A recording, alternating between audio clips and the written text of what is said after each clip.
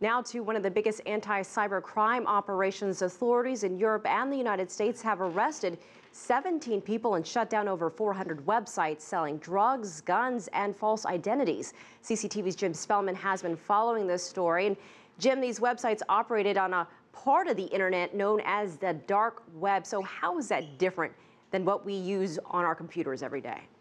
Yeah, it's sort of a parallel version of the internet. As you said, known as the dark web. It's part of the internet accessible only using special software, and it's almost completely anonymous, even to law enforcement. That's made it the perfect place for drug dealers, arms merchants, and even assassins to set up shop. Authorities in 16 European countries and the United States have shut down more than 400 sites on the so-called dark web and arrested 17 people behind the illegal operations.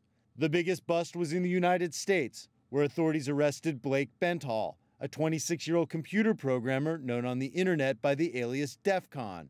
He ran a website called Silk Road 2.0, a dark web marketplace that operated like eBay or Amazon, but with a much different offering of products and services.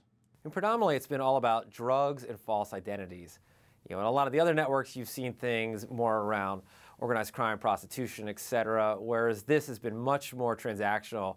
Instead of going to a club to buy your ecstasy, you're buying it through one of these sites, buying fake passports, driver's license, etc. Silk Road 2.0 went online about a year ago after authorities shut down another site with the same name. By September of this year, it was handling about $8 million a month in transactions and had about 150,000 active users. U.S. federal authorities managed to get an undercover agent into the operation and ultimately revealed Benthall to be the man at the end of the Silk Road.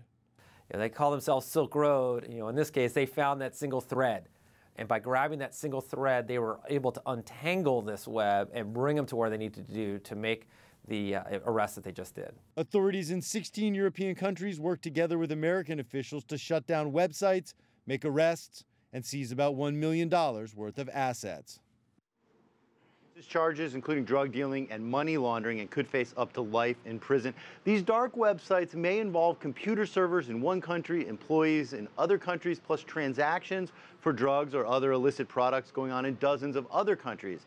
The key to the investigation was the cooperation between agencies here in the United States and in Europe, and authorities say that sort of cooperation didn't exist before the terrorist attacks of September 11th, 2001. They say that a decade plus of working together on terrorism is helping them fight this new wave of cyber crimes.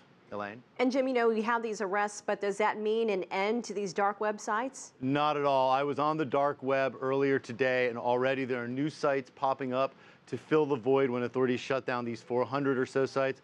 There's even a Silk Road 3.0 to replace Silk Road 2.0 already set up, Elaine. All right, Jim Spellman in our Washington newsroom.